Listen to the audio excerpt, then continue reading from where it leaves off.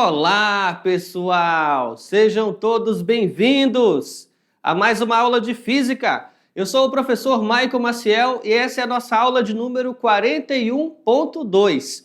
Uma aula que, como você já sabe, vai trabalhar os conteúdos que foram explicados na aula passada.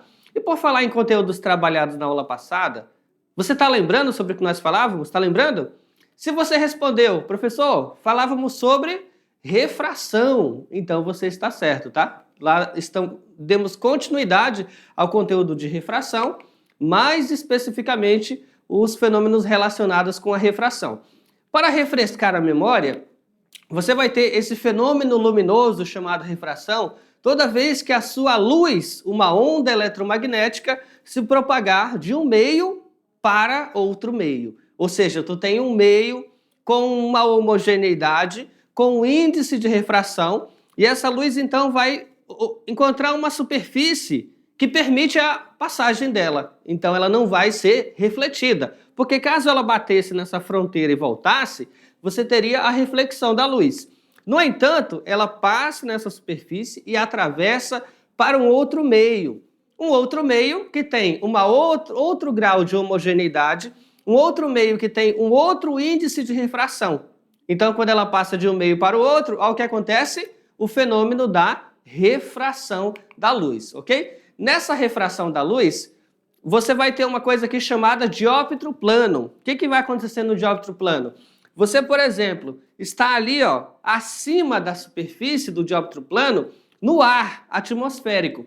E aí você vai olhar para um meio aquoso, pode ser um líquido, pode ser água. Você vai olhar para dentro da piscina, por exemplo, ou para dentro de um lago que você consegue ver algum grau de ali água transparente, e você vai ter a percepção de que as coisas que estão ali submersas, você vai ter a percepção de que as coisas que estão submersas, vai ter a percepção de que elas estão mais acima do que elas realmente estão. Ou seja, você vai ter essa ilusão da realidade. E essa ilusão da realidade vai ser criada a partir da refração. Por quê? Imagina o seguinte, imagina que o seu objeto está a uma certa profundidade aqui, dO. Imagina que esse objeto seja um corpo iluminado. Por exemplo, pode ser um peixe na água, pode ser alguma coisa que caiu dentro da piscina, e ele é um objeto, claro, iluminado. Ou seja, não é um corpo necessariamente luminoso. Se ele é iluminado, significa que uma fonte de luz, pode ser até difusa, está agindo sobre ele, chegando naquele corpo, refletindo na superfície dele, e aí sim, voltando para a superfície. E esse raio que reflete nele, de luz, reflete nele e volta para a superfície, é o que aqui no dióptro plano nós vamos tratar como raio incidente, tá? Incidir, chegar. Então esse raio que está chegando na superfície é o seu raio incidente. Ele tem um ângulo de incidência bem aqui, certo? Como ele vai passar da água para o ar, esse raio vai ter uma mudança na trajetória. Então, ao invés dele passar em linha reta, ele não vai passar em linha reta, ele sofre um desvio, essa quebra de trajetória, né, devido ao fenômeno da refração. Tudo bem? Manda na tela. Para você entender melhor do que eu estou falando, imagina que aqui embaixo eu vou ter o índice de refração N1 e aqui em cima eu vou ter o índice de refração N2. Imagina que eu vou ter o ângulo de incidência θ1 e o ângulo de refração θ2, ok? θ1 e θ2. Pela lei de Snell, eu vou ter essa equação aqui. N1 vezes seno de θ1 igual N2 seno de θ2. Essa relação N1 dividido para N2 vai ser seno de θ2 por seno de θ1. Nesse caso, N1 é a água, então vai ter um índice de refração em torno de 4/3. E aqui o ar vai ter um índice de refração em torno de 1. Então eu vou ter aqui 4/3 dividido para 1. Ou seja, essa divisão é um valor maior do que 1, ok? N1 sobre N2 vai ser um valor maior do que 1. E, consequentemente, o outro lado da equação, seno de θ2 por seno de θ1 também deverá ser maior do que 1. O que vai me chegar à conclusão que seno de θ2 será maior que seno de θ1. No caso da função trigonométrica, seno, se você vai lembrar lá das suas aulas de matemática, o seno de 0 graus é 0. E aí, conforme você vai aumentando o ângulo, o valor do seno vai aumentar até 90 graus.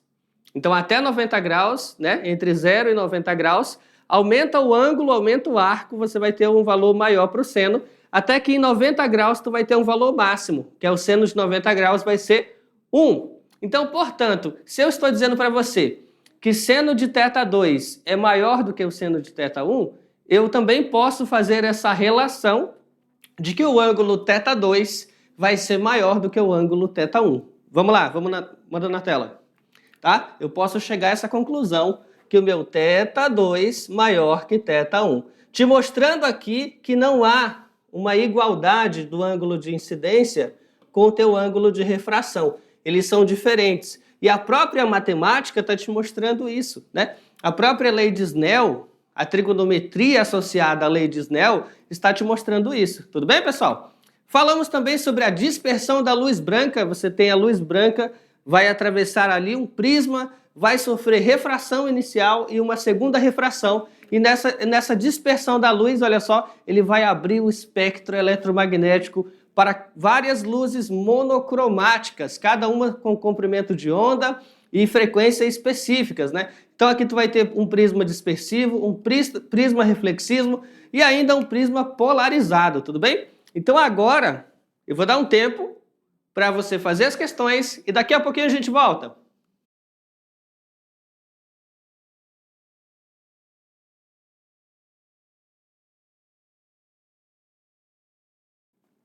Opa, acabou o tempo? Espero que você tenha conseguido fazer, mais do que isso, que tenha acertado, mas agora nós vamos descobrir se você conseguiu fazendo uma correção no passo a passo. Vamos lá! Primeira questão. Um ponto luminoso encontra-se imerso na água, em uma piscina totalmente limpa. Quando visto por um observador que esteja fora da piscina, no ar, e que olha com uma inclinação de 45 graus em relação ao eixo normal da superfície da água. Então aí está uma representação. Tu tem um ponto que está na água, ok? Essa água está limpa. Você vai ter um ângulo aqui de 45 graus, aqui ó. E aqui você vai ter o observador, né? A posição aqui da visada dele, ok? E aí é correto afirmar que, letra A, o ponto luminoso parecerá mais afastado da superfície da água do que realmente está?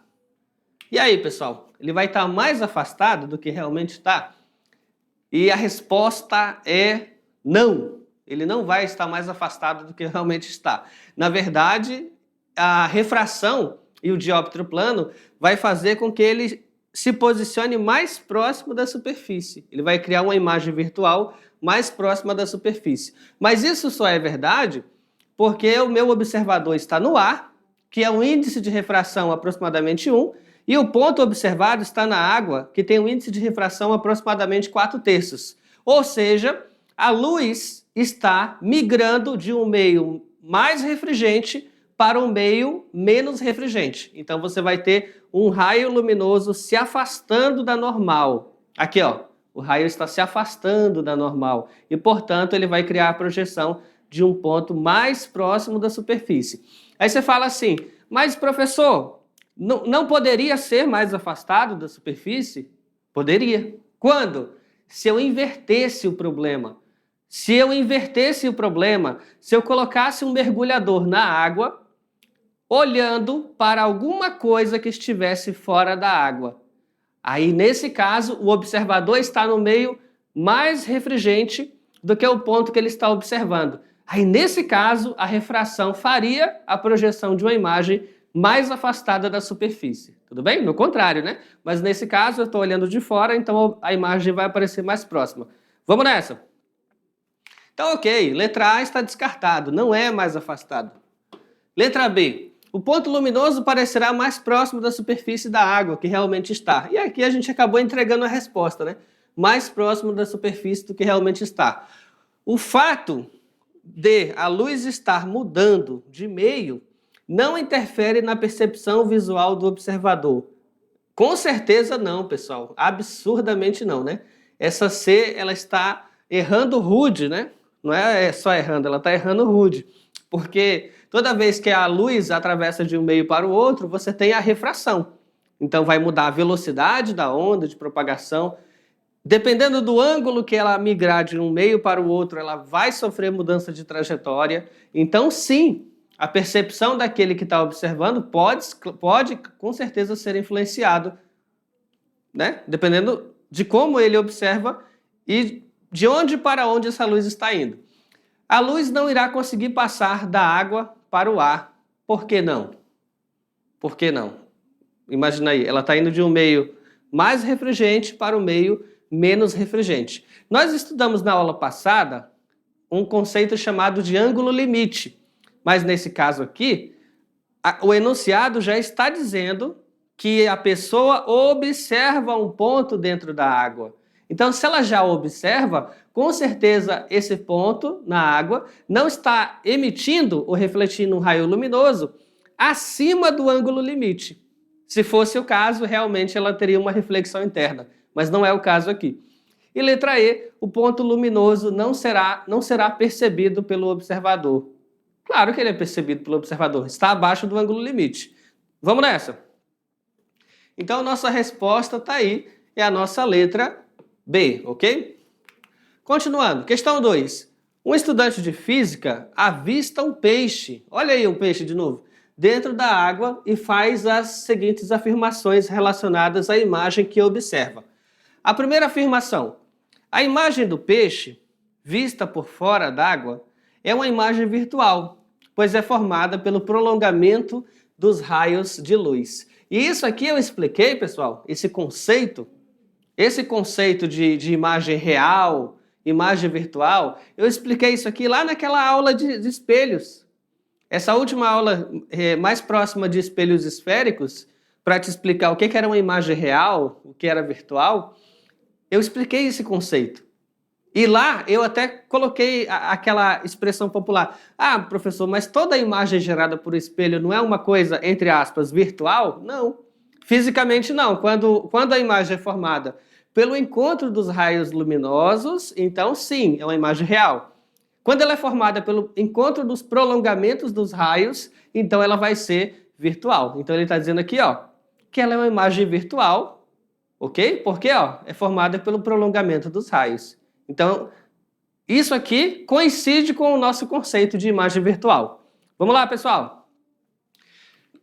2. Por causa da refração da luz proveniente do meio líquido, o peixe parece estar em uma profundidade maior. Errado. Ele não vai parecer que está numa profundidade maior. Na verdade, ele vai parecer que está numa profundidade menor.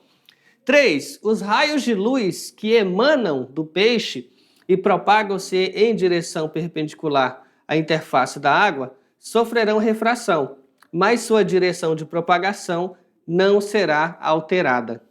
Isso é interessante, ó, vamos lá. Isso é verdade, pessoal. Que pensa aqui.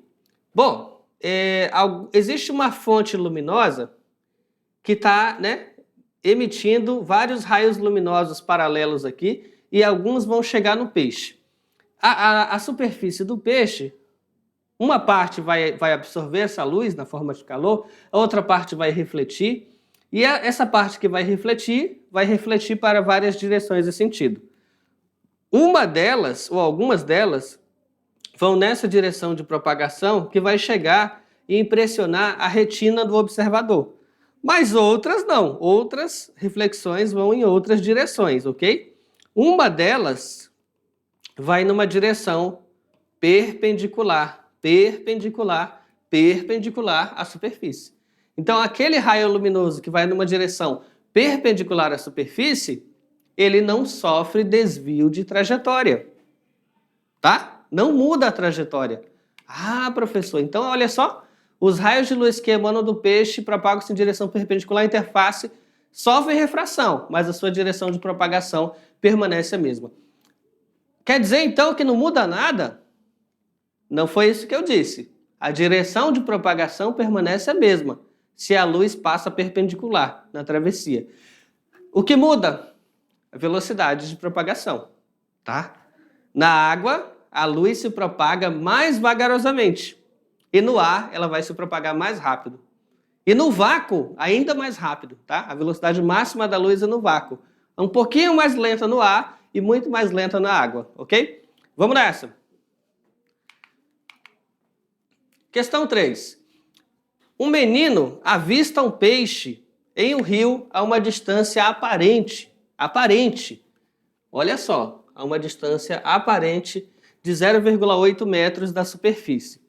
Considerando os índices de refração do ar, 1, e da água, 1,33, qual deve ser a distância real entre a superfície da água e o peixe? Então vamos lá, aí vamos usar essa equação aqui, ó. A profundidade H real, né, do objeto onde ele está de fato, a profundidade da imagem virtual, um dividido pelo outro, igual ao índice de refração da água dividido pelo índice de refração do ar. Aí substituindo, a profundidade real nós não conhecemos, então você escreve com a letra, né? É a incógnita, você escreve com a letra.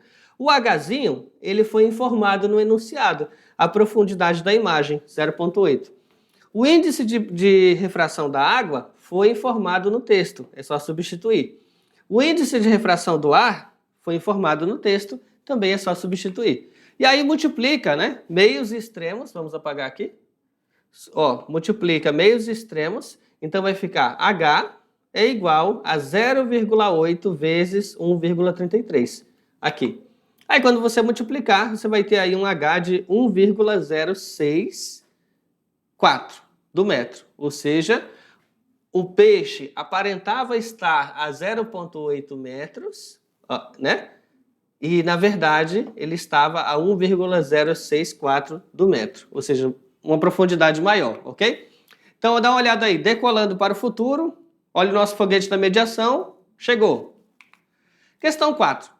Um pescador deixa uma lanterna acesa em um lago a 10 metros de profundidade. No fundo do lago, a lanterna emite um feixe luminoso, formando um pequeno ângulo com a vertical. Considere o índice de refração da água como 1,33. Determine a profundidade aparente H vista pelo pescador. Então vamos lá. A equação é a mesma que a anterior, tá? Então vai ser a profundidade real da lanterna, 10. A profundidade aparente da imagem, Hzinho. O índice de refração da água, 1,33. E o índice de refração do ar, que é 1. Quando você multiplicar aqui, meios e extremos, nesse caso, você vai obter 1,33 H igual a 10, ok? Esse 1,33 está multiplicando o H, então ele vai passar dividindo. Então você vai ter essa expressão. E 10 dividido para 1,33 vai te dar uma profundidade aparente aproximada de 7,5 metros. Então aí a resposta, pessoal, fica sendo a nossa letra D, certo? Essa questão, diferente da anterior, deu a profundidade real e pediu a profundidade da imagem, né? E perceba que a profundidade da imagem é menor, dando aquela impressão de que ela está mais próxima da superfície, ok, pessoal? E essas questões que nós fizemos por último, sobre peixe, né? As 2, 3 questões envolviam peixe, e eu vou contar uma curiosidade aqui. Tem um tipo de peixe chamado peixe arqueiro. Esse peixe arqueiro, ele tem por hábito, já na seleção natural, ele tem por hábito de estar dentro da água, mirar fora da água, tentando alcançar e observar insetos que estão em galhos próximos da água, e então ele lança um jato de água para acertar o inseto e cair na água, para que ele possa se alimentar.